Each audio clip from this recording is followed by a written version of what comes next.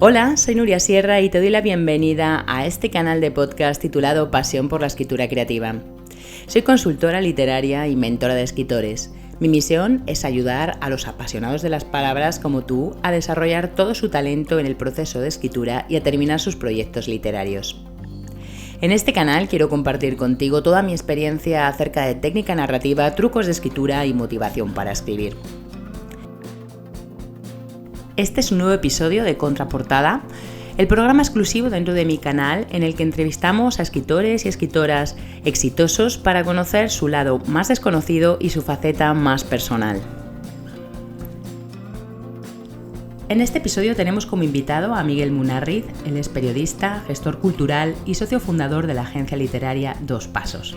Como autor, acaba de publicar en la editorial Aguilar su libro Empeñados en ser felices, crónica sentimental de una vida entre libros. Antes de ir al contenido del episodio, me encantará que te suscribas al canal allá donde lo estéis escuchando, ya sea en iVoox, Spotify, Apple Podcasts o Amazon Music. También puedes escucharlo en mi canal de YouTube. Asimismo, te invito a que te suscribas a mi newsletter en nuriasierra.com y allí en mi página web encontrarás una clase gratis que es oro puro si quieres descubrir cómo poner fin a tu novela de una vez por todas, sin agobios, sin frustraciones, en un tiempo récord para impactar en tus lectores y dejar huella.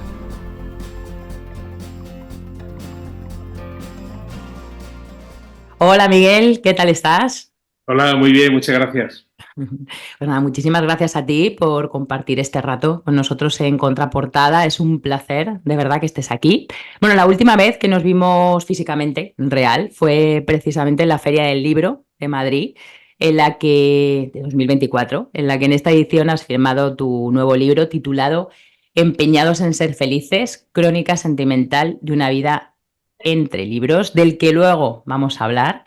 Y recorreremos también sus páginas que están marcadas por anécdotas personales y también de escritores, de escritoras y sobre todo muchísimo amor por la literatura. Nos ha encantado tu libro, así que vamos a hablar de eso y de muchas cosas más. Pero primero, ¿quién es Miguel Munarriz? Bueno, pues para los que no conozcáis a Miguel, él nació en Gijón en 1951, es periodista y gestor cultural. También socio fundador de la agencia literaria Dos Pasos y ha desempeñado distintos cargos siempre en el ámbito de la cultura. Fue coordinador del suplemento literario La Esfera, del periódico El Mundo, director de comunicación de las editoriales del Grupo Santillana, delegado del Principado de Asturias en Madrid, director del Teatro Fernán Gómez y coordinador de la web literaria Zenda. Es también autor de varios libros, entre los que destacan Poesía para los que leen prosa, publicada en Visor en 2004, y La escritura contra el tiempo, publicada por Luna de Abajo en 2021. Y ahora, como decíamos antes, publica en la editorial Aguilar Empeñados en ser felices. Bueno, bien, esta es la presentación un poco oficial, pero ahora yo te pregunto, ¿quién es de verdad Miguel Munarriz? Así en un titular muy breve. Bueno, es verdad que lo que dices es una lectura de la solapa del libro y es en Ujú. realidad, sí, mi vida profesional, que a veces pienso que cuando la lees, cuando me lo estás diciendo como ahora, digo yo, ¿quién será ese individuo, no? Que no ha hecho más que trabajar, ¿verdad? Así que, bueno, pues yo soy ahora, ¿quién soy yo? Un jubilado administrativo, no de las letras, eso nunca, digamos, y lo que he sido siempre al final, un diletante del mundo de la cultura, un observador y un lector y un letrarido. Bueno, son palabras que yo creo que me definen bastante. Mm. Un letrerido, me encanta esa palabra, la dices muchísimo en el libro. ¿Qué significa para ti esa palabra? Pues eso significa que un buen día de tu vida, ese cupido literario lanzó una flecha y te atravesó el corazón. Es decir, yo un día leí un libro y supe que por ahí iba a caminar mi vida, ¿no?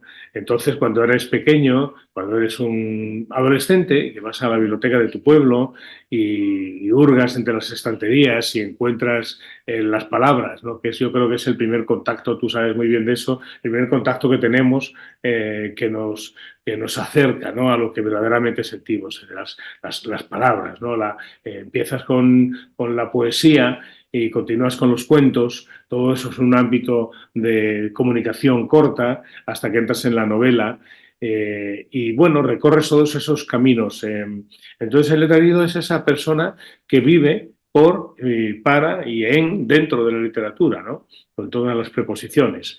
Eh, y cuando te dedicas a esto, hay gente que siempre te dice, hombre, pues mira, yo leo mucho, mi hija lee mucho, y preguntas, pues, ¿qué lee? Eh, bueno, esperas que te digan títulos que tengan valor literario, que tengan fundamento, que tengan enjundia, ¿no? Que te transformen la vida. Y generalmente, porque en este país tampoco se lee muchísimo, te dicen títulos que son, bueno, pues libros de entretenimiento, ¿no? Ujú. Que está muy bien porque es una de las funciones de la literatura también, ¿no? La cultura tiene que entretener, pero no tiene que quedarse en eso. Nosotros que leemos esos libros, que hemos entrado en ese terreno literario importante y profundo, que no tiene por qué ser difícil, ni duro, ni complejo, nos entretenemos leyendo grandes libros, pero nos formamos leyendo esos libros. Al final somos lo que hemos leído, lo que hemos comido, lo que hemos leído también. No hay que olvidar eso. Ujú. Y por lo tanto, el letrado es la persona que está hecho de la ficción que ha leído, de la literatura, del ensayo también, de los libros de historia, de los libros, de los libros. Estamos hechos de libros. Mm, Estamos hechos de ficción. Qué buena definición. Me la Sí, apunto.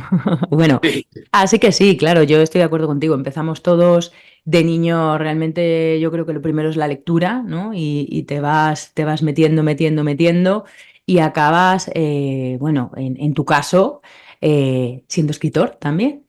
Hay una pregunta que hago a todos los autores, a todas las autoras que pasan por contraportada y es obligada, es ¿qué te negarías a escribir?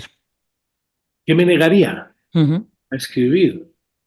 Ay, qué pregunta tan difícil, ¿no? No sé, yo creo que me negaría a escribir algo que no tuviera, que no fuera, que no saliera de mí, que no, de mi alma, de mi corazón, de mi pensamiento, de mi forma de ser, ¿no?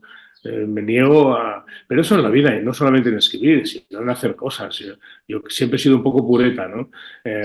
Y entonces, pues he hecho siempre las cosas que verdaderamente he querido hacer. Nunca me he forzado a hacer cosas por... nunca he querido venderme, ¿no? Entonces, bueno, pues ¿qué me negaría a escribir? Qué sé yo, no voy a nombrar. Pues se me ocurren algunos títulos, pero no los voy a nombrar porque tampoco hay que ser malo, ¿no? Pero bueno, ciertas novelas que no conducen a ningún lado bueno, interesante, ni de formación, ni de nada de eso, ¿no? Que no Ujú. te toquen el corazón. Algo así, digo yo. Es Vale. difícil eso, ¿qué me negaría a escribir? Es Es, difícil. es difícil y de hecho salen respuestas, fíjate, desde el año pasado que he entrevistado ya pues por lo menos a 16 o 17 autores y todos decís cosas totalmente distintas y es Bueno, complicado, es verdad, es complicado. Claro, que dices, bueno, ¿qué me niego? Yo creo que tu definición, para mí también es válida, ¿no? Algo que no salga del corazón, o sea, algo sí, que no sea como esa palabra tan difícil, tan extraña, difícil de limitar, que no sea auténtico, ¿no? Hmm, ¿Qué sí, es auténtico? Bueno, uno sabe lo que es auténtico en su vida, ¿no? hmm, Algo que no sea auténtico. sí. Y se nota la escritura que no es Yo creo que auténtica sí, también. sí, sí. Se nota. Bueno, lees bueno, te recuerdas prácticamente siempre leyendo, pero ¿desde cuándo escribes? ¿Recuerdas la primera historia que escribiste de niño? Sí, de niño escribí, pues, eh, digamos, copiando, influido por novelitas del oeste de Marcial Lafuente Estefanía. Yo creo que eso es me recuerdo sentado a una silla, a una mesa, escribiendo ese tipo de novelita. Medía 6 pies de alto, llegó a caballo al pueblo de no sé dónde y tal. copiando todo eso porque me gustaba tanto lo que me contaban, las historias que te contaban los libros, que te apetecía mucho también escribirlas, ¿no? Eso tendría unos 12 años, no sé si, 12, 13 años. Ujú. Me acuerdo de esas novelitas porque mi abuelo tenía una colección enorme en el Sí, trastero de la casa. maravillosas, eran maravillosas. Sí, me Todos acuerdo. medían unos 6 pies de alto, eran 6 pies de alto. Y las portadas, sí, sí, Sí. eran bárbaras. Mira, relacionado con eso, también sabemos, ¿no? Porque nos lo cuentas en Empeñados en Ser Felices, que de niño eras el encargado de cambiar las novelas de Corín Tellado, Ah, sí, que claro, leía cierto. tu madre, ¿no? Sí. Pero ¿qué más cosas te gustaba hacer de chaval allí en tu Asturias natal? Bueno, yo era un niño que leía mucho, como te digo, iba a la biblioteca, sacaba libros. El bibliotecario de mi pueblo estaba encantado con eso, porque los demás, vamos, los demás no, muchos chicos de mi edad, pues andaban por ahí cuchicheando, jugando, mirando revistas, algunas fotos de chicas, esas cosas y tal. Y este bibliotecario conocía a mi madre y le decía, bueno, pero su hijo y tal viene aquí y se sienta a leer y saca los libros y es tan formal y tal. Y verdad que yo tenía como una doble vida entendida bien, en el sentido de que con los libros yo era muy formal, yo era muy serio, yo aquello me metía, además tenía y tengo una gran capacidad de aislamiento. Cuando leo, no oigo nada, no oigo absolutamente nada. Alguien puede estar hablándome que no lo oigo, ¿no? Y es porque me concentro mucho en la historia y eso me pasaba también de niño. Pero luego salía y era un niño como los demás, que jugaba al fútbol bastante mal, pero jugaba y me gustaban las chicas y me gustaban los amigos y me gustaba divertirme. O sea que, bueno, era una vida normal de niño que leía, ¿no? Pero que no era raro, eso en absoluto. Ujú. Y no sé, si quieres te cuento lo del corintellado, porque Venga, sí. es que es una cosa muy graciosa, porque en mi casa no había libros, ¿no? Los primeros libros que entran son los que yo compro en el círculo de lectores y me compro también una bibliotequita que vendían de metálica y tal, y ahí coloco en ese cuarto que instauro, ese cuarto que también es mi habitación, una habitación propia, ¿no? Ujú. Que también Virginia Woolf lo dice para la mujer, por la liberación, etcétera, pero también era para mí un aislamiento, una manera de estar conmigo y con los libros y con la música también. Y entonces, pues mi madre que leía las novelas, Tellado, muy cerquita de casa había una tiendecita muy pequeña, que era una huevería. Era una huevería. Yo compraba, cuando mi madre me mandaba por huevos, veía que el huevero era una cosa muy curiosa. Supongo que sería para mirar si estaban podridos los huevos. Los cogía así con la mano y con una linternita los enchufaba y los atravesaba. Ujú. No lo sé, porque yo creo que no había nevera todavía. Bueno, pues, y de paso, dice mi madre, traes media docena de huevos y de paso me cambias la novela. Era un sitio donde se cambiaban las novelas del oeste y de amor. De amor, que no solamente era Corín Tellado, yo me acuerdo de otro autor de novelas de amor que se llamaba Carlos de Santander. Y entonces, pues yo le cambiaba la novela a mi madre, fíjate la memoria que tenía ya para los títulos, que llegaba, que vengo a cambiar esta novela, que a lo mejor costaba, pues, que sea, 50 céntimos o lo que sea. Y aquí tienes, me decía, te coge un montón, así todo, amontonado, como los zapatos tirados, ¿no? Yo cogía, no, esta ya la leí yo, esta también, esta. Y yo me acuerdo de todos los títulos. Y cuento ahí que iba caminando hacia casa, ya leyendo aquello, porque me entusiasmaba todo lo que... Yo leía hasta los prospectos de los medicamentos. Entonces iba leyendo aquello y yo digo que debo ser uno, o el único, o uno de los pocos hombres que le iba corintellado, ¿no? Porque, claro, arrasaba, pero que entre las mujeres, porque eran novelas de amor, que las liberaba además, generalmente esa lectura, era como las 50 sombras de Grey de entonces, me imagino, Ujú. mujeres que se enamoraban de un hombre que se enamoraba de una mujer, todo con una cierta autocensura, porque si no, a Corintellado lo habían censurado también, la censura oficial, ¿no? Ujú. Pero eran todo novelas de amor, amor y cierto lujo, ¿no? Y entonces, bueno, pues eso era maravilloso, es un recuerdo que me queda para siempre, ¿no? Me veo además de pequeño yendo ahí a cambiarlo, ¿no? Sí, Ujú. Qué bonita la anécdota de los huevos y las novelas de Corín sí, los Tellado juegos y las novelas. y sobre todo la capacidad que tenías de niño para recordar las Sí, sí, portadas también, no solo los títulos, sino las portadas que eran todas iguales, porque yo recuerdo aquellas sí, portadas. es verdad, sí, es verdad, sí. Pero los títulos no. Sí, sí, efectivamente. qué máquina Corín Tellado para Sí, escribir, sí, sí, sí. Bueno, también has hablado antes de que jugabas al fútbol. Yo sé de qué equipo eres. sí, Porque precisamente en la Feria del Libro coincidimos con el final de la Champions, no sé si recuerdas. sí, Sí, ¿no? sí, Y hay sí. uno de los capítulos en los que rememoras, de tu libro, rememoras que tu padre había sido portero del Sporting de Gijón y que luego firmó por el equipo España de Tánger y allá que os fuisteis, ¿no? Con tu madre, cuando tenías casi 2 años. Pero en ese capítulo también cuentas que no volviste hasta 2018 con motivo de la presentación de Niebla en Tánger, que es la novela de Cristina López Barrio que quedó finalista del Premio Planeta en el 17. Viaje que, por cierto, yo cuando he leído ese capítulo me ha traído muchísimos recuerdos, porque yo estuve también allí en Tánger, lo pasamos fenomenal.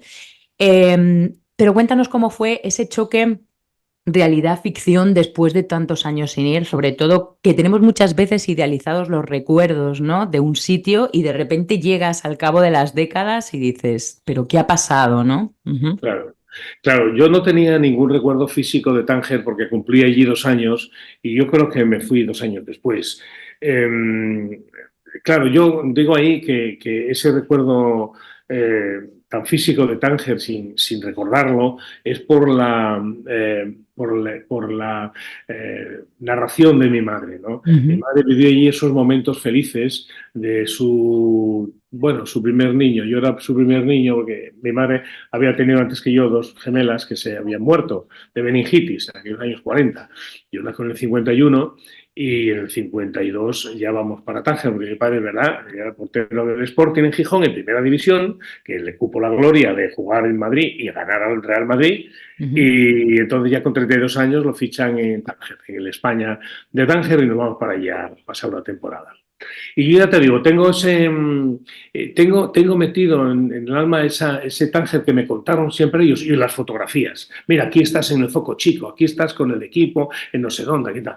Y entonces eso siempre me gustó recordarlo y yo no sé si quise ir o no, busqué la oportunidad para ir hasta ese año, ¿no? En que con Cristina López Barrio, estando tú allí, pasamos unos días de promoción de ese libro, que fue fantástico esos días, ¿no? Ujú. Entonces, claro, yo cuando estoy en Tánger, de pequeño, Tánger es el Tánger internacional. Es decir, que Ujú. hay la zona francesa, la española, etcétera. Tal. Y entonces es un Tánger europeizado, ¿no?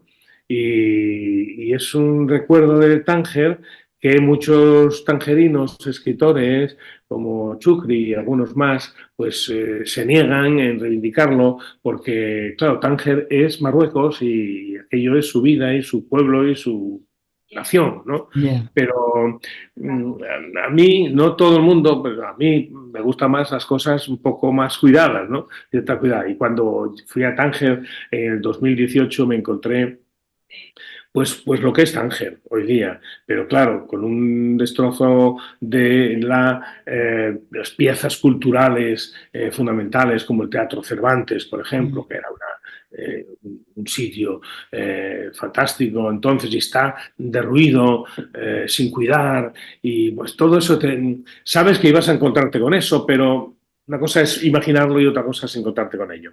Bueno, de cualquier forma fue muy estupendo y tú lo recordarás igual que yo, aquellos paseos por Tánger, llegar al Jaffa Café, bueno, que cantó también Aute Mm. y bueno, pues yo recuerdo a- en el libro a Cavafis cuando habla de las Ítacas, ¿no? Dice, al final la Ítaca es lo que es y no te va a decepcionar porque que tampoco busques nada más en ello, ¿no? Mm. Bueno, Sí, pero tenía que volver, ¿no? a mí me gustó mucho Tánger, yo es verdad que había ido de niña también, pero no recordaba nada. Recordaba, bueno, sí, recordaba el zoco, la carne, que ahora ya no. O sea, yo ahora ya cuando fuimos creo que no era así, pero sí recordaba la carne como en el zoco tirada en el suelo, como en una especie de manteles y se vendía allí. Ese es mi recuerdo.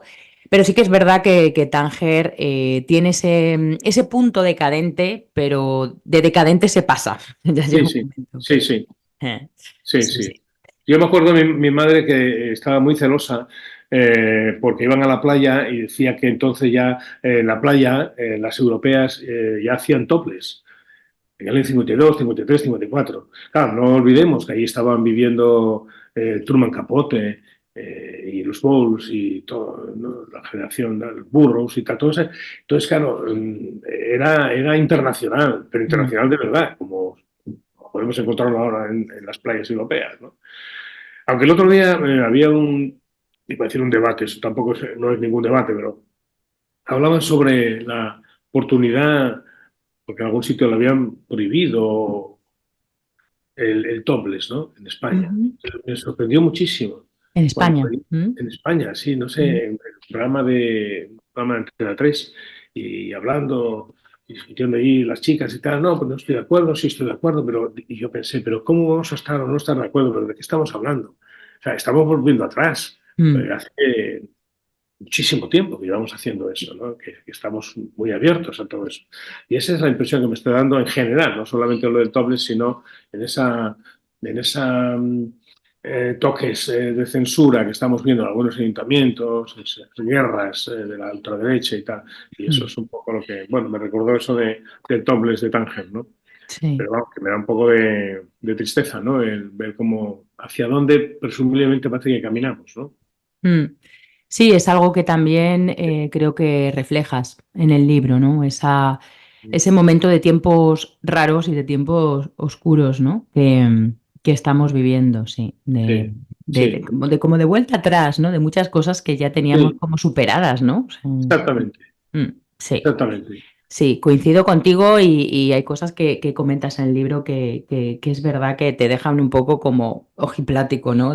Es verdad, o sea, ¿cómo podemos estar volviendo atrás? En fin, bueno, vámonos a otro capítulo del libro.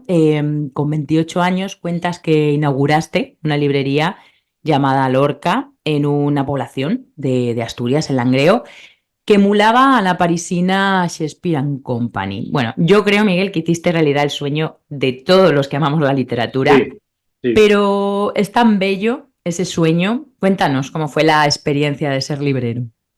Claro, esa fue muy interesante y esa forma parte de lo que veníamos al principio hablando del letrerido, ¿no? Uno quiere rodearse de libros, quiere vivir entre libros y de los libros y por los libros. Entonces, claro, abro una librería.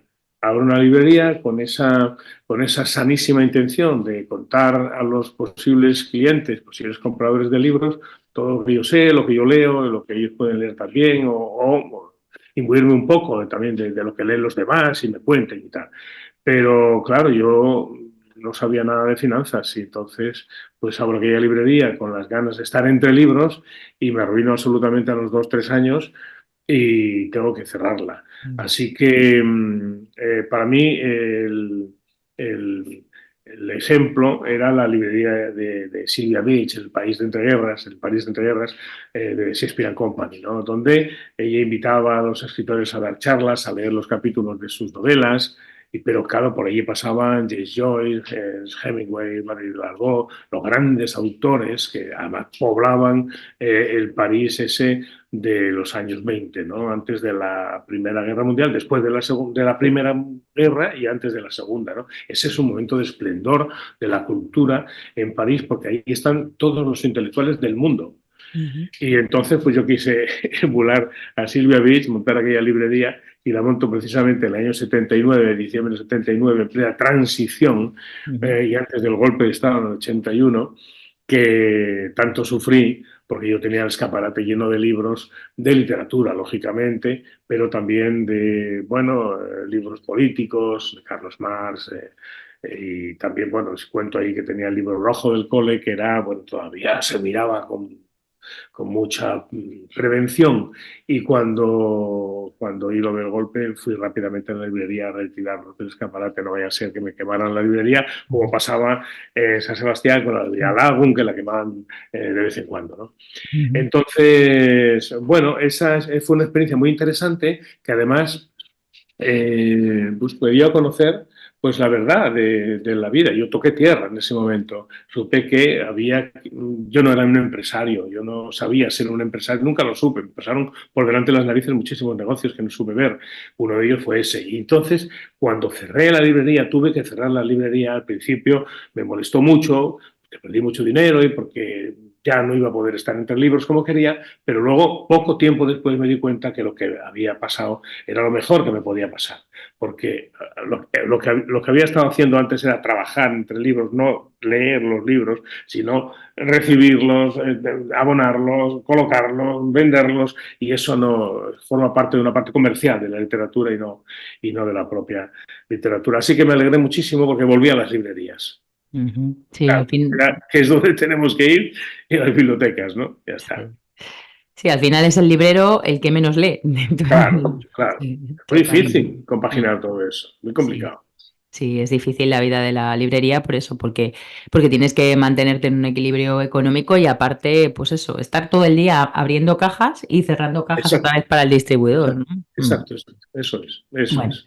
bueno, cumpliste el sueño con 28 años, que es una edad muy Mm. buena, y a por otro sueño. Bueno, ya sabemos que coleccionas libros, pero ¿cuántos puedes tener en tu biblioteca y cuál es el más querido? Tu mayor tesoro, ese que dices, este me lo tendría que llevar sí o sí. Verás, no lo sé cuántos tengo, porque además he perdido en el camino muchos, ¿no?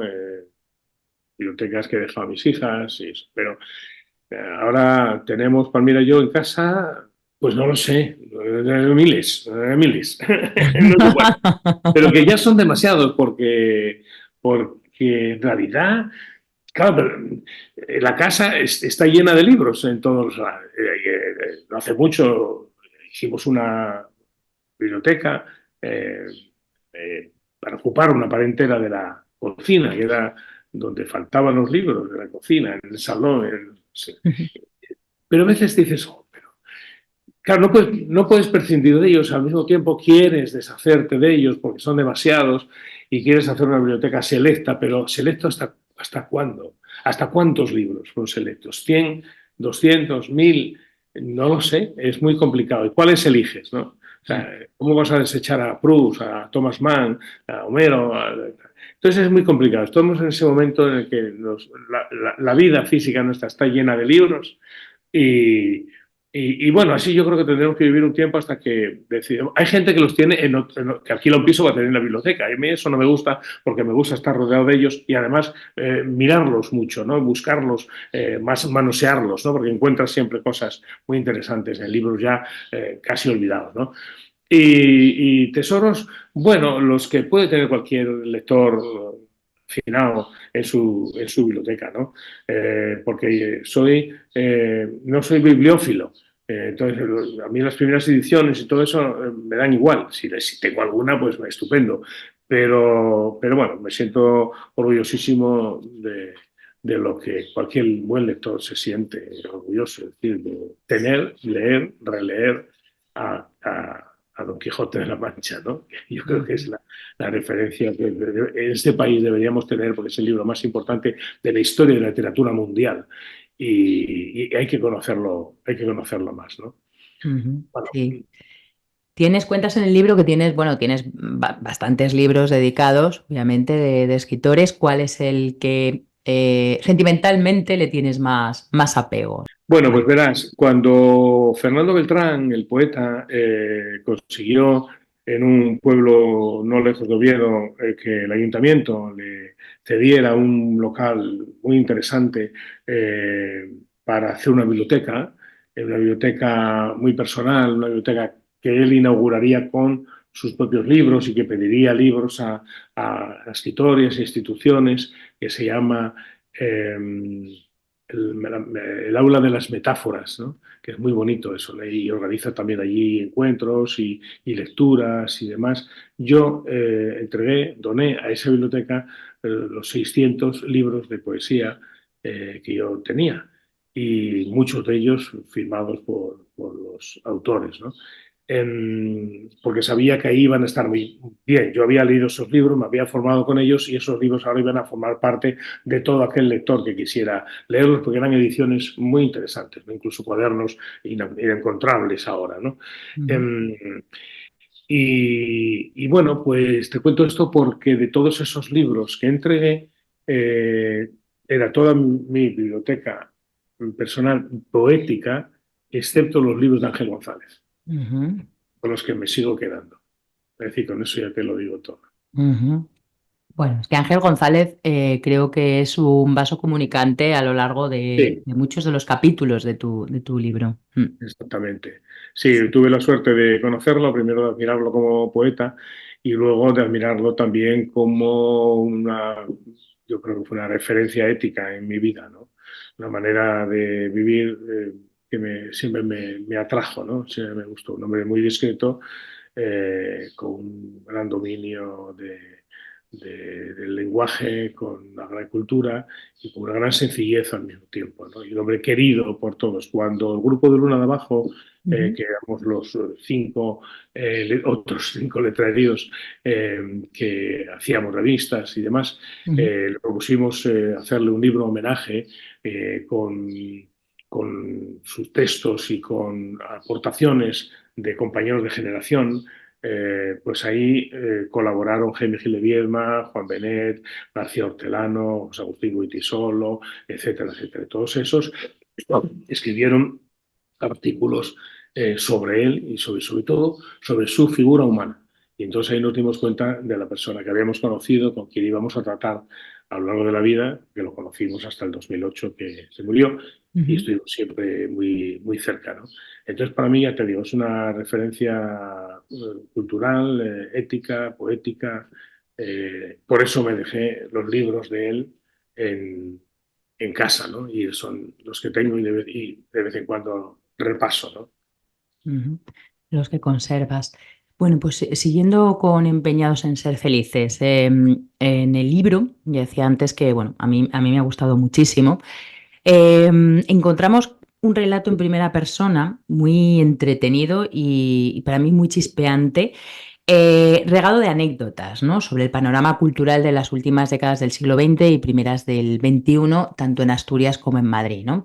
Hablas de la organización de encuentros literarios, hablas también del grupo Luna de Abajo, hablas de, bueno, haces semblanzas íntimas, ¿no? De tus relaciones con escritores y con escritoras, algunos conocidísimos y otros no tantos, ¿no? También hablas de los entresijos de la comunicación, ¿no? De los medios de comunicación, algunas rencillas y bajos fondos del mundo de la escritura y también de personajes de ficción que van cobrando vida fuera de las páginas de los libros. Todo ello me ha parecido con una mirada muy entusiasta, muy tierna y muy devota bueno, que creo que los que somos muy fanáticos de los libros nos sentimos muy identificados. A mí una de las anécdotas, me han gustado muchas anécdotas, pero una de las que más me han gustado ha sido la que da título al libro, que viviste en una cena con Augusto Monterroso, el gran maestro del microrrelato, que yo te envidio porque lo conociste. Pero de todo el libro, ¿cuál es la anécdota que para ti más relevante y cuál la que te costó más incluir? Que dijiste, no sé si esto lo tengo que contar o no. Bueno, no sé si relevante, pero todas creo que tienen un tono divertido, simpático, amable, ¿no? Y por eso las escribo, ¿no? Porque luego la segunda parte de la pregunta es cuál me costó más. Ujú, eh, Precisamente entronca con la primera en el sentido de que yo cuento lo que verdaderamente sentí más cercano y puede ser más divertido para el lector. Por lo tanto, lo que no fue tan emocionante para mí no lo cuento. Eh, pero no por tapar nada, sino porque muchas veces no encuentro el tono para contarlo, ¿no? Y en esta sí lo encontraba. Eh, Fue muy simpática la de Bioy Casares, ¿no? Cuando en los encuentros latinoamericanos que yo organizo en 2 años consecutivos, ¿no? Se llama Encuentros Hispanoamericanos, Realidad y Ficción, ¿no? Allí ujú, estuvieron Mario Benedetti, Sergio Ramírez, Bioy Casares, Julio Ramón Ribeiro, bueno, tantísimas primeras figuras, ¿no? de las letras, ¿no? Pues Jorge Edwards. Y entonces cuando voy a recoger a Bioy Casares, que recientemente, vamos, el día anterior había recogido el premio Cervantes en Madrid, pues nos vamos hacia la Fundación para un encuentro. Y entonces, pues él en principio me pide que paremos en una farmacia, vamos en coche, me pide que pare en una farmacia porque tiene que comprar bicarbonato y yo le digo si tiene algún problema de estómago o algo así. Y entonces me dice, no, no, yo el bicarbonato lo uso para cuidarme, limpiarme los golondrinos. Eh, que yo, me parece que esa es una palabra que usan los latinoamericanos. Yo ahí en España nunca lo vi, ¿no? Debe ser como una especie de granitos en la sila, ¿no? Y Mm. el caso es que no, los cuido, me limpio con ellos y tal, y me sanan los golondrinos. No como Gabo. Como García Márquez dice que cuando está escribiendo una novela y tiene golondrinos, se los pasa a un personaje y se libra de ellos, ¿no? Pero él, bueno, pues en el coche, antes de llegar a la rueda de prensa, pues hablamos de libros. A él no le gusta hablar de literatura, ¿no? De hecho, en la conversación que luego mantuvo públicamente con Daniel Moyano, hablaban de muchas otras cosas y muy poco de literatura porque nunca le gustó, ¿no? Entonces, yo no sé cómo le digo que me gustan sus cuentos, pues sus novelas también son interesantísimas, pero hay una parte de los cuentos. Y me pregunta que cuál me gusta. Y yo le digo uno que se titula La juventud, lo desconocido atrae a la juventud. Y él me dice, ¿ah, sí? ¿Cuál es ese? Y entonces yo digo, siempre, el del muchacho aquel que tal. Y al cabo de un rato me dice, ah, ¿y cómo sigue? ¿Cómo sigue? ¿Y cómo sigue? Yo tengo que contar el cuento. Y yo al final digo, este señor tiene un sentido del humor graciosísimo. Y toda esa anécdota siempre me quedó muy grabada, ¿no? Y hay unas cuantas más por ahí, como cuando, bueno, la famosa esta de la fabada que le cociné a Mario Vargas Llosa en Ah, su casa, porque ujú. a él le gustaba, decía, la fabada litoral, ¿no? La que está en conserva. Y entonces le hicimos en su casa, fuimos con Palmira y con Jorge Edward, con Juan Cruz, con Aute y tal, y bueno, pasamos una jornada divertidísima y él, bueno, como loco por aquella fabada. Anécdotas de esas, ¿no? Porque el libro tiene, yo creo que tiene unas cuantas bastante sabrosas, la de Monterroso, por ejemplo, cuando Ujú. le dice su mujer, Bárbara Jacobs, que le pide a Tito Monterroso un plato de quesos de postre porque le encantan, entonces él, es cuando suelta la frase esa, estamos empeñados en ser felices, porque es que es verdad, uno es feliz pues por lo que tiene dentro, por lo que uno ha acumulado de felicidad en la vida, eh, pero también por las cosas externas, es decir, por un buen plato de queso, por estar con su mujer, por estar con los amigos, por viajar, por lo que sea.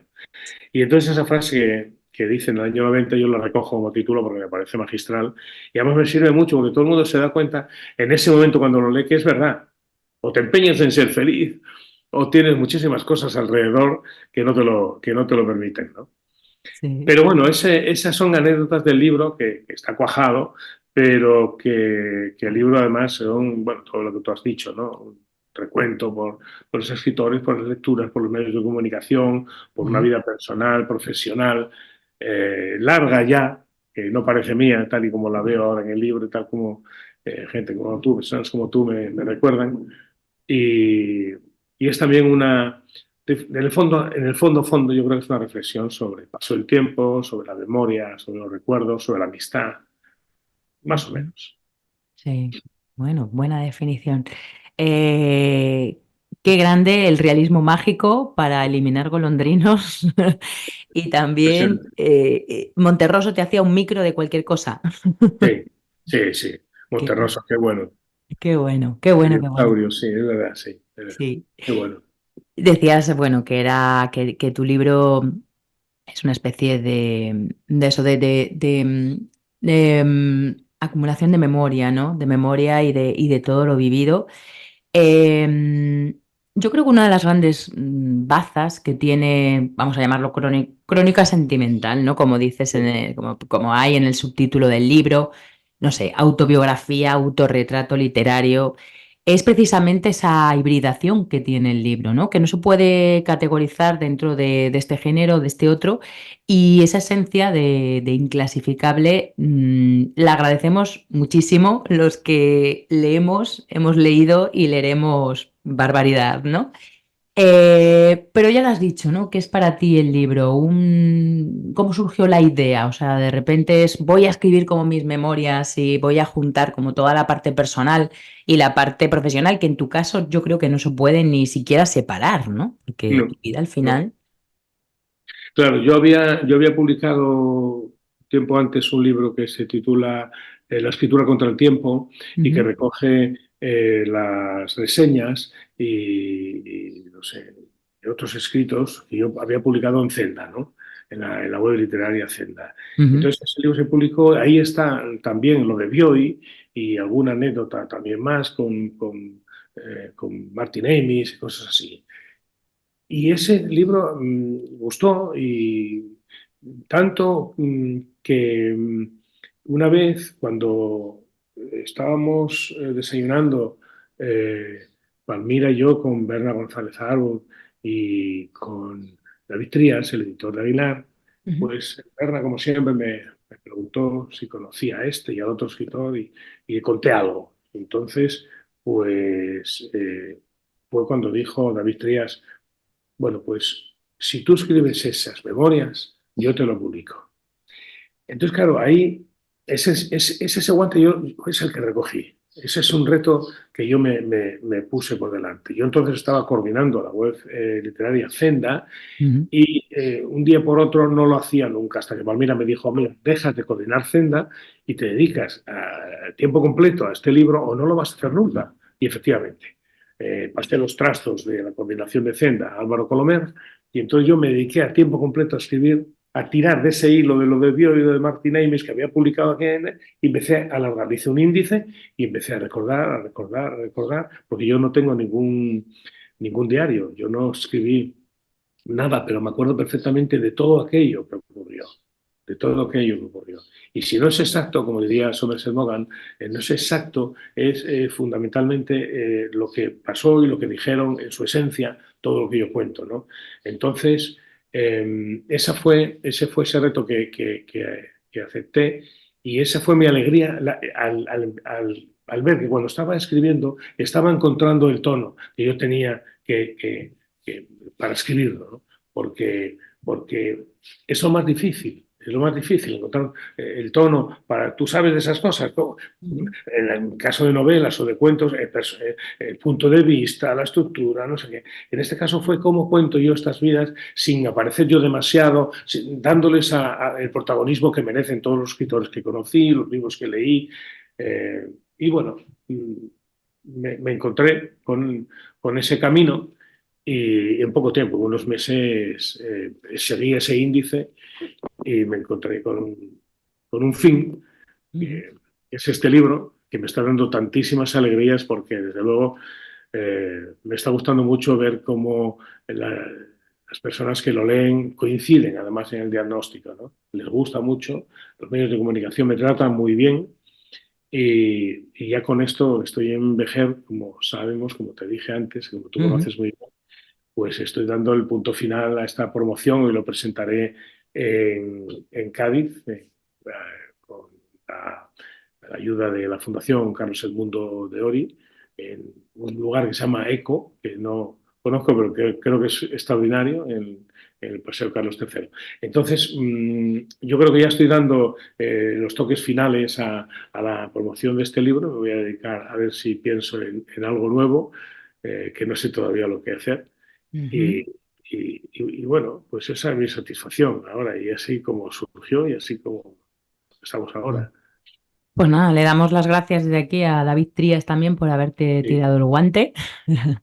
Y sí, yo creo que el libro tiene muy, muy buen tono porque, bueno, es un narrador en primera, pero es casi un narrador testigo porque tú sí, como tal sales poco, no, sí. sí, sí salen personas cercanas, muy cercanas a ti, pero sales poco como tal, como narrador en primera puro y duro.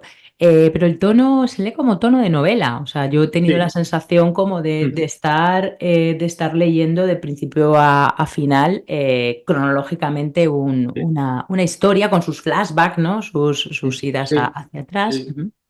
Sí, sí, está bien que me lo digas porque yo analizándolo así, veo que puedo llamarlo como la novela de mi vida, ¿no? La novela de mi vida. Hay algunas notas personales y luego, el resto es todo profesional, pero es una vida entre libros y es esa crónica novelada en algunos aspectos, ¿no? O sea, Ujú. sí, eso estoy de acuerdo con ellos, sí. Sí, sí, a mí precisamente es lo que más me gusta, ¿no? Porque yo creo que los que leemos muchísimo ya agradecemos que no haya un género que digas que estoy leyendo, ¿no? Sí, Y eso me gusta, ¿no? sí. Esa hibridación, esa mezcla que tiene está fantástico. Bueno, de todos los autores que salen y las autoras que cuentas en tu libro, que salen en tu libro, eh, ¿cuál te hubiera gustado escribir su obra? Ya sabemos que te gusta mucho Raymond Chandler, porque lo dices, pero de la obra que dices, y es que de este autor me hubiese escrito todo. Los cuentos de Cortázar, Mm, sí. Yo soy un defensor de Rayuela, ¿eh? Ahora sí. Rayuela está por muchos intelectuales denostada, pero vamos, no hay que olvidar que es una novela escrita en los 60, una novela generacional, una novela experimental y, y bueno, el que busque ahí una novela en el sentido tradicional de la novela se equivoca. Y yo la reivindico porque para mí fue muy importante en aquellos años leerla, me abrió mucho la mente y ciertos caminos, pero bueno, digamos, con el contenido, la forma y el fondo de los cuentos de Cortázar, ahí sí que me transformó todo. Yo recuerdo además que yo venía de la lectura de los años, cuando tenía 20 años más o menos, lectura de los escritores españoles, eh, realistas sobre todo, Mm, y me encuentro con el primer cuento que leí de Julio Cortázar, que es Autopista del Sur, ujú. y Autopista del Sur, ya la estructura me encandiló de tal forma, que, claro, para quien no lo haya leído, digo, esa historia, esa breve historia de una caravana que intenta entrar en París por la Autopista del Sur, que está atascada de coches, como en el momento en que los coches van parando y van pasando más tiempo parados, la trama se va transformando, la narración de los personajes son los que están son los coches, ¿no? El del Peugeot no sé qué, esa banda, y todo lo que pasa alrededor, incluso el enamoramiento de una pareja, en fin, hasta que aquello vuelva a funcionar y aquel Peugeot que estaba al lado de un Renault se iba distanciando y tal. Bueno, en fin, es una manera de contar esa historia. A mí me transformó la idea, ¿no? del cuento, ¿no? Sí, estaba pensando ahora según hablabas de tu pista de luz, me estaba acordando también de Casa Tomada. Así, por favor. Qué bárbara es Claro, ese cuento, ¿eh? bárbaro, sí. O La noche boca arriba No, también. sí, la noche boca, claro. Pero la Casa Tomada, claro, es uno de los cuentos, ¡buah! No sé cómo decirlo, más experimental, más surrealista, más increíble, porque, bueno, uno puede imaginarse muchas cosas que está pasando allí, tampoco te lo está contando Sí. eh, con todo detalle, ¿no? Y incluso se le buscó algo político, ¿no? En lo que pasaba en Argentina en aquel momento. Bueno, Ujú. recuerdo a propósito de Casa Tomada que Borges, que era tan estricto a la hora Tan de Borges. Borges, tan Borges. Entonces, cuando le preguntaron por este escritor, por el otro, que los definiera, decía Julio Cortázar. Y dice, sí, sí, era Julio Cortázar, el autor de Casa Tomada. O sea, ahí ya resumía, ¿no? Todo Mm, la fuerza de Julio Cortázar mm. en la narración del relato corto, ¿no? Sobre todo. Qué bárbaro es la mezcla que hace de planos, es que es bueno. Es Bueno, impresionante. tendríamos para otro podcast solamente de Cortázar. Solamente de Julio, ¿eh? Sí, Ya sí, te es digo. verdad. Bueno, Sí. bueno, Miguel, si tuvieras que quedarte solamente con el superpoder de la lectura o el superpoder de la escritura, ¿con cuál de los dos te quedarías? Solo puedes elegir uno. Bueno, ¿qué haces leyendo sin escribir? ¿Qué Ya, haces escribiendo sin leer? ya. Son absolutamente complementarios y necesarios, ¿no? Porque escribimos porque leemos, ¿eh? Escribimos porque leemos. Si Mm. no, no. Si no, no, si seríamos los inventores de la literatura. Es decir, que como lees, escribes. O sea que hay que quedarse con los dos. Un rato escribes, otro lado, otro rato. Yo leo más que escribo, ¿eh? Eso es verdad. Ya. Sí, yo también, la verdad, pero sí, sí, sí. No, no, no puedo entender a alguien que escriba y me dice que no lee. Digo, no, no, no. No, claro, Es imposible, claro, no, es no, imposible, claro, porque escribimos porque queremos copiar a otros, básicamente. claro, claro, y porque te Sí. llenas de las historias y de la forma de contarlas también. Hay que leer con atención, hay que leer con atención y quedándose con todo, ¿no? No solamente con la sintaxis, con la gramática, sino con la historia y cómo la cuenta cada escritor. Es Sí. importante cómo definen los personajes, cómo hablan, cómo las descripciones, todo eso. A lo largo de los años de haber leído tanto, tú vas y ensayas un poquito, ¿no? Ujú, sí. Sí, Así la que, literatura es un punto de vista claro, al final. exactamente, claro. Sí. Bueno, antes nos has dado unas pistas sobre qué es la felicidad, porque está claro que sí, nos tenemos que empeñar en ser felices, pero ¿qué es para ti realmente la felicidad? Bueno, pues son esos ratos, ¿no? Eso del empeño es muy, muy, muy gráfico, pero no es un empeño como uno se empeña en subir una escalera, que Claro. diría Pazar, ¿no? Pero sí, hay un deseo, ¿no? Hay un deseo en el fondo. Hay que ser optimista, ¿no? Optimista informado, ¿no? Que decía no sé quién, porque, bueno, alrededor tienes muchísimas cosas que te podrían hacer muy pesimista, muy nihilista, muy negativo y muy cabreado con el mundo, ¿no? Puedes estarlo, puedes estar perplejo, puedes estar enfadado en momentos determinados, ¿no? Eso es lógico también. El carácter es así, ¿no? Y somos casi todos así. No se puede ser bueno todo el tiempo, ni malo todo el tiempo, ni feliz todo el tiempo, ni desgraciado todo el tiempo. Entonces, bueno, seamos felices con lo que tenemos. Tienes que saber que lo que tienes es suficiente. Es suficiente. Sí lo es. O sea, tienes que tener cosas externas, tienes que tener una casa donde vivir, un ordenador donde trabajar, una buena comida, una buena compañía. Ese tipo de cosas te hacen feliz en los días. Pero tú tienes también que saberlo. Tú tienes que ser cariñoso, generoso con el otro, solidario, porque eso vas a recibirlo. Eso es ser inteligente también, ¿no? Hay que Ujú. practicar esa inteligencia sentimental. Entonces yo creo que yo creo no, está comprobado que son causas externas y causas de la misma personalidad de cada uno de nosotros. Y las causas externas, todo eso que necesitas para estar bien y luego pues una manera de ver el mundo positiva y escuchar a los demás, no querer ser tú protagonista de todo. Hay que saber estar en comunidad, hay que saber vivir en comunidad, ser solidario, ser cariñoso, y todo eso se recibe, ¿eh? Y el que no, si no lo recibes de esa otra persona a quien lo das, pues que esa otra persona no es feliz, está clarísimo. Ya. Pero bueno, que nadie se empeñe en ser feliz siempre porque no se puede, nadie, todo el mundo lo sabe ya. Pero sí podemos serlo a muchos ratos, muchos momentos felices. Pues eso, estamos empeñados en ser felices, señor Monterroso, porque te ponen un plato de queso. Si te das cuenta que estás con un amigo y con tu mujer en un ambiente favorable, pues, ¿qué más quieres? ¿Qué más quieres? ¿No? Ese es el momentito Claro bueno que sí, claro que sí. y sobre todo leer, para mí leer un buen libro frente al mar. A mí no hay No, mayor por felicidad. favor. Claro, claro. Claro, tú estás leyendo un buen libro frente al mar, levantas la cabeza y dices tú, pero Dios mío, qué lujo, esto es un lujo. Esto es el lujo. Esto es un lujo muy barato además, un lujo, Sí, porque sí. no se trata de lujo. Claro, con millones estaría bueno.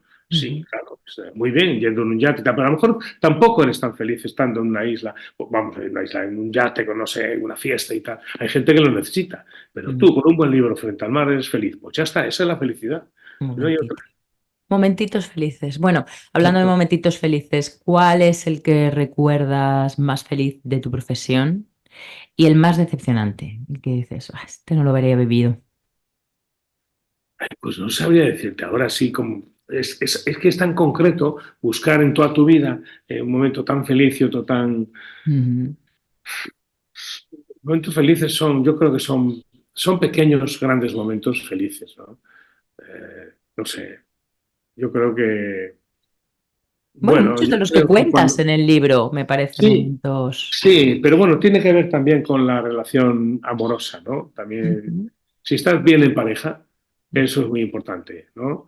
Y yo estoy muy bien en pareja y a mí, pues, cuando conocí a Palmira Márquez me enamoró y yo 25 años de amor. Entonces esas cosas yo creo que cumplen con todo lo demás, ¿no? O sea, que yo vivo una felicidad con altibajos, pero por culpa de Putin y algunos así, ¿sabes? Ese tipo de cosas que te molestan tanto, que no quieres que suba que crezca la extrema derecha porque va a cambiar la vida, porque los derechos humanos conseguidos, y estoy pensando ahora en este país, ¿no? Con las leyes de lo que sufrimos tanto por trabajar por la ley del divorcio, del aborto, de las leyes de los derechos de LGTBI, todo eso, ¿no? Todo eso no se puede perder, hay que seguir luchando. Yo pensé cuando era muy joven que habíamos conseguido la democracia y que entonces ahí ya la democracia funcionaba sola, era lo que teníamos que tener, pero no, hay que estar siempre muy alerta para no perder esa posibilidad de la libertad, esa auténtica libertad, es la de la democracia auténtica, ¿no? Entonces, bueno, pues salvo esos momentos en los que me cabreo mucho porque cómo están pasando las cosas, bueno, yo creo que mi momento de felicidad es ese momento con mi pareja en el que, bueno, me di cuenta de que la felicidad se puede conseguir y se consigue con amor, ¿no? Con amor que das y con amor que recibes, ¿no? Y lo otro no sé, yo creo que los momentos malos los olvido, yo creo que los olvido. Sí, sí. Hay que olvidar, yo creo, para seguir también muchas veces, ¿eh? Sí, yo creo que los olvido, ¿verdad? No me acuerdo ahora.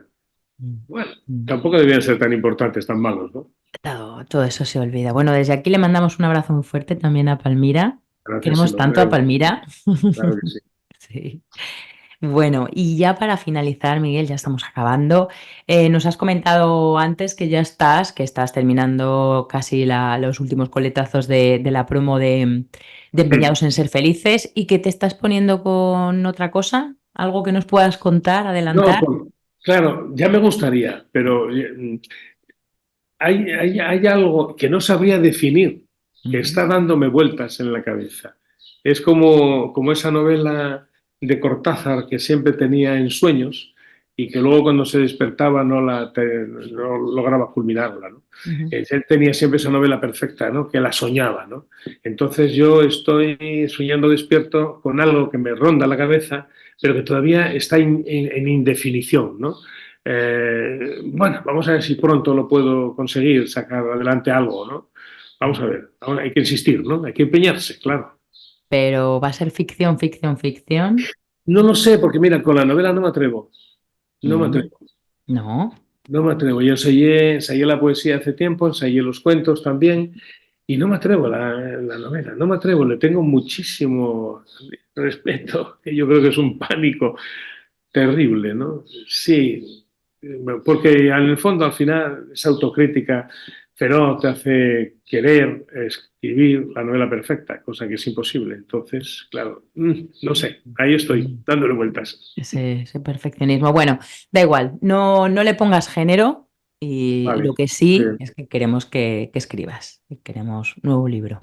muy bien. ¿Vale? Haré caso.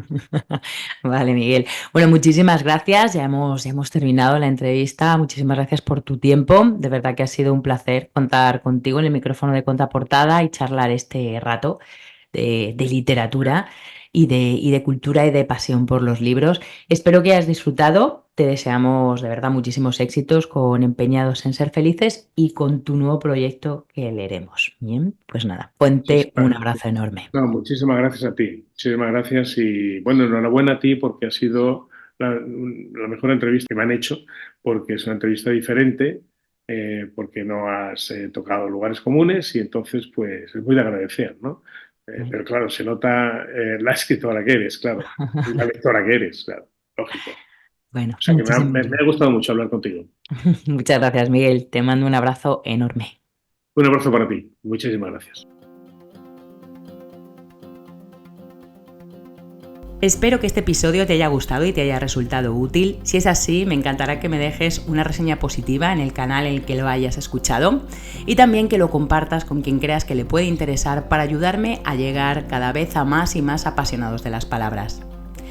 Te invito de nuevo a que te suscribas a mi newsletter en nuriasierra.com y a que le eches un vistazo a esa clase gratis para descubrir cómo poner fin a tu novela de una vez por todas, sin agobios, sin frustraciones, en un tiempo récord, para impactar a tus lectores y dejar huella. Muchísimas gracias por escuchar este episodio y hasta el próximo.